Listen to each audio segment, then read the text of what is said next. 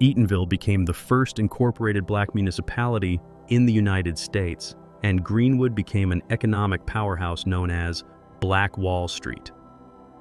In 1921, Greenwood was destroyed in the Tulsa race massacre, but the stories behind these towns never disappeared. Across rural America, small black towns were built as deliberate acts of self-governance and survival. From Central Florida and the Mississippi Delta to the Great Plains in California, these communities formed banks, schools, churches, businesses, and cultural institutions under the pressures of Reconstruction and Jim Crow. Some grew around farming and cotton, some around oil, and some around education. Many now face declining populations, strained infrastructure, or limited economic opportunity, even as their legacies remain intact. Within that landscape, each town reveals a different way independence was built and maintained, through civic leadership, education, culture, and local economies, while confronting the forces that tested their survival over time.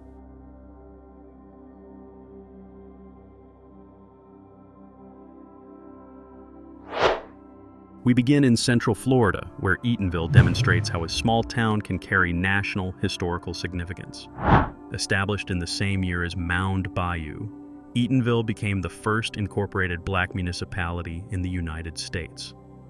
While it initially developed as a center for civic leadership and community building during Reconstruction, its most enduring legacy is its cultural heritage. Eatonville holds a distinct place in American literature. It is the hometown of acclaimed author Zora Neale Hurston, whose work captured the town's character with clarity and detail.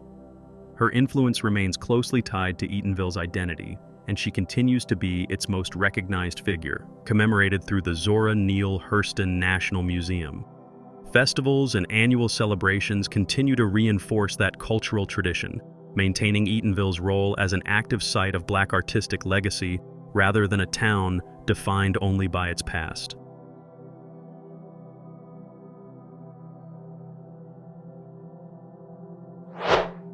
From Florida, we move into Mississippi's Delta, where Mound Bayou was established as a deliberate answer to the conditions that restricted black freedom and opportunity.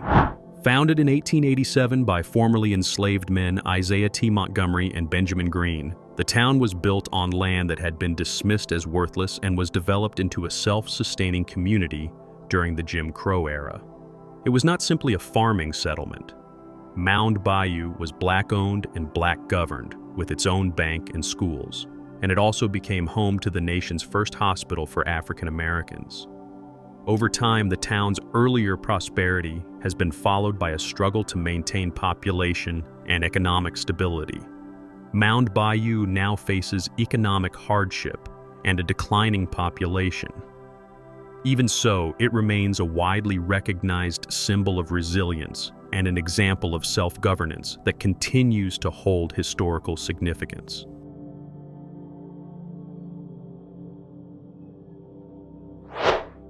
Leaving the Delta, we travel to Oklahoma, where black-founded towns were created not only to survive, but to organize, govern, and build their own institutions. Boley, Oklahoma, is often described as having begun from a bet between two black men over whether their community could govern itself. Founded in 1903, Boley went on to establish a reputation that challenged skepticism at the time. Historically, Boley became one of Oklahoma's largest and most prominent all-black towns, with an African-American population that once accounted for all residents. The town developed banks, a newspaper, and local businesses, supported in part by a strong cotton economy. Like many small towns, Boley was later affected by the Great Depression and broader economic change, and its population declined. Today, its annual rodeo serves as a visible reminder of the town's founding identity. Although it is no longer fully black populated, Boley's origins and durability continue to shape its place in American history.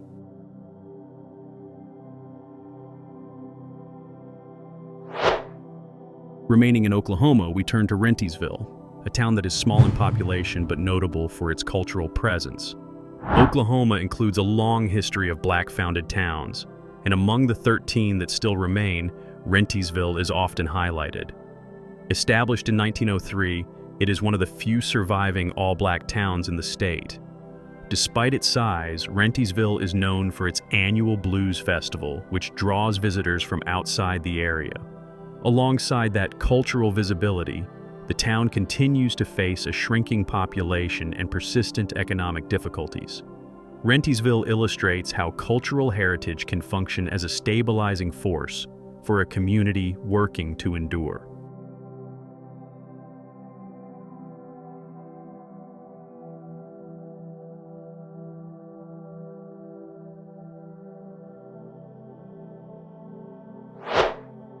From Oklahoma, we move south into Alabama and arrive in Hobson City, a community formed in response to exclusion. Founded in 1899, Hobson City emerged after black residents were denied fair services by neighboring towns.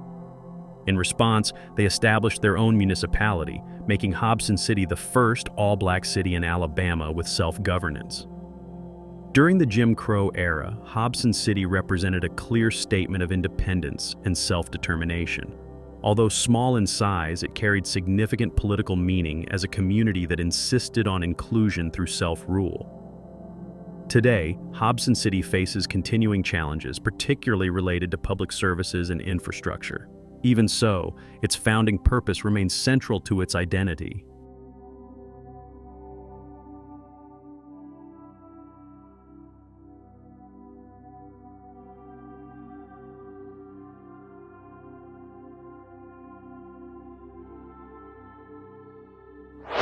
We then return to Oklahoma, where the history of black-founded towns extends beyond a single example. Tatums is one of the historically black towns that still exist today, alongside communities such as Rentiesville and Boley. Founded in 1895 by a black couple, it is recognized as one of Oklahoma's longest-standing black communities. Tatums experienced growth during the oil boom of the 1920s, when nearby discoveries brought prosperity to many residents. Like many small towns, it later faced population decline and limited economic opportunity. The town remains closely tied to its history and local pride, and it includes historic sites such as the Bethel Missionary Baptist Church. Community ties continue through clubs and gatherings that bring residents together on a regular basis.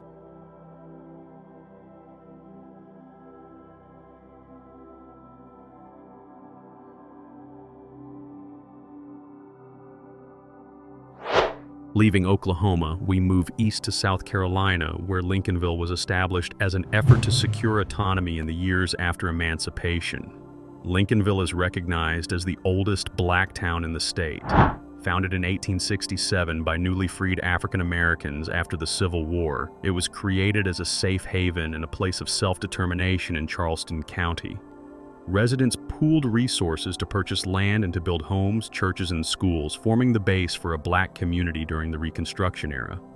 One of the town's founders, Bishop Richard Harvey Kane, played an important role in formally incorporating Lincolnville so black citizens could govern themselves.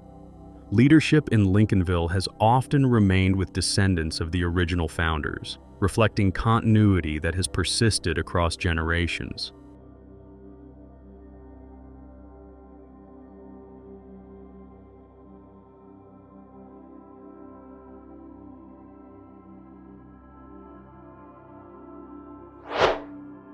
From South Carolina, we turn toward Louisiana, where Grambling is defined by the presence of a major educational institution. The town is small in population, but it has long carried influence through Grambling State University, one of the most prominent historically black colleges and universities in the United States. Founded in 1901 by Charles P. Adams, the university developed into more than an academic campus. It became an economic and cultural anchor for the surrounding region. Grambling's history is closely tied to the university's role in supporting empowerment, leadership development, and community stability. Even with the challenges associated with being a majority black town in the South, Grambling illustrates how a single institution can serve as the central engine of local identity and continuity.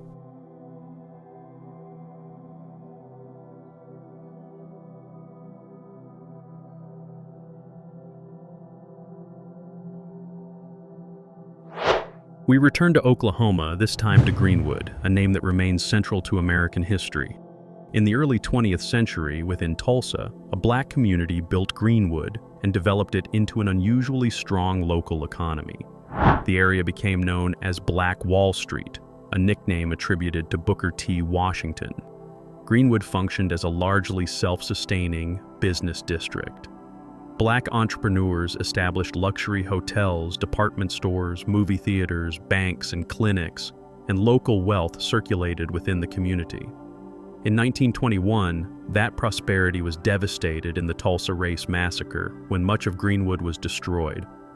Although the district was heavily burned, Greenwood remains a lasting reference point for both the scale of its former economic success and the violence that reshaped it.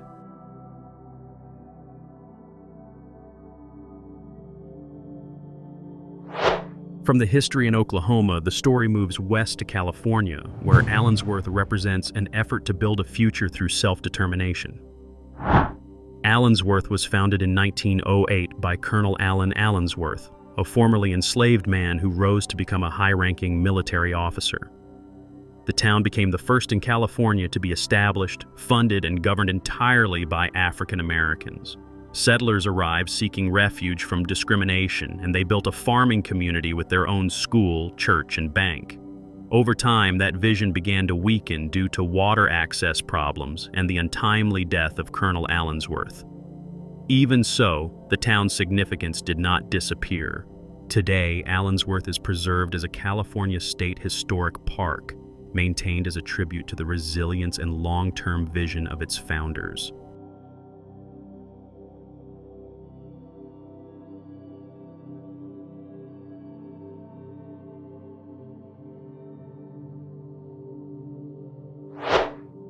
We return to Oklahoma, where Langston adds another major chapter to the history of black-founded communities. Founded in 1890 by E.P. McCabe, a former Kansas state auditor, Langston was established with the larger ambition of creating an all-black state. With that goal in mind, hundreds of people came in search of land and opportunity. Langston developed into an active business center with shops and banks supporting local life. Its most enduring institution is Langston University, a historically black college and the only one of its kind in Oklahoma. Through difficult periods, the university served as the town's anchor, sustaining its identity and keeping its founding purpose intact.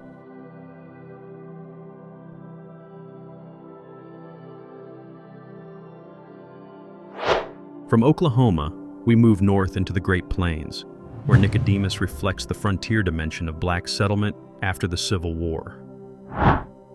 In 1877, a group of formerly enslaved people from Kentucky traveled to the high plains of Kansas and established Nicodemus. It is recognized as the first all-black town west of the Mississippi River and is now designated as a National Historic Site.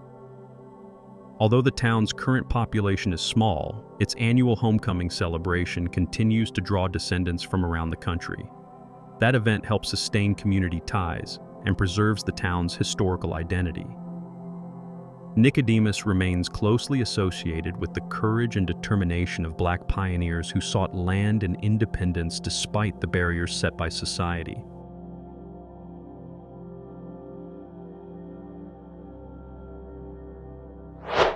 We return once more to Oklahoma, where Clearview reflects how quickly a community could take shape when opportunity and determination aligned. Established in 1903 by formerly enslaved people seeking a new beginning, Clearview grew after a simple newspaper advertisement drew settlers to the area. Those who arrived built homes, stores, churches, and schools with their own labor, laying the foundation for a self-sustaining town. At its peak, Clearview developed a stable local economy supported by cotton farming. Community life was active, and Sunday baseball games became a regular feature of town gatherings. The town represented a model of self-reliance and collective effort.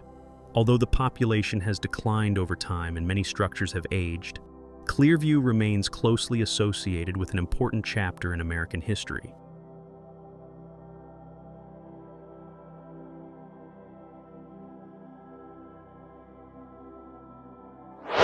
From rural Oklahoma, We shift to South Carolina to examine a different expression of Black resilience within an established city.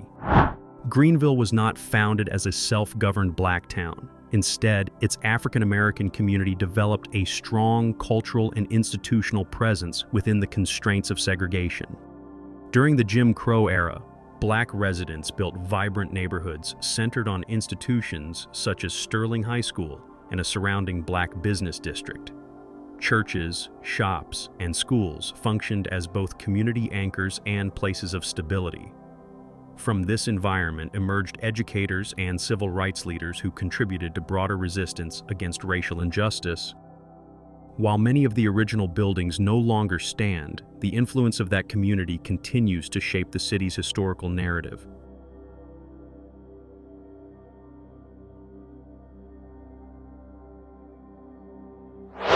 The narrative returns to Oklahoma for a final example in Summit. In the early 1920s, Reverend L.W. Thomas left Texas in response to harsh discrimination and purchased land in Oklahoma to establish a new settlement. Together with members of his community, he founded Summit as a place where Black residents could live and work with greater security. The town expanded quickly, with churches, shops, and schools forming the core of daily life. Over time, many of its structures have deteriorated, but Summit remains linked to Reverend Thomas's original vision of safety and self-determination, as well as to the determination of the community that built it.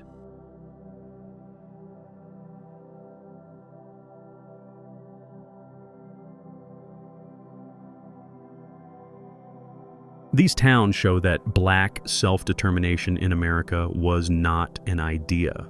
It was built into banks, schools, churches, businesses, and entire municipalities. Even where populations have dwindled, buildings have aged, or prosperity was destroyed, the cultural and political legacy remains visible in places like Eatonville, Nicodemus, Allensworth, and Greenwood. The story is durable because it's tied to land, institutions, and people who refused exclusion. For a parallel chapter of resilience and loss, the story of Greenwood's rise and the Tulsa Race Massacre offers a direct extension.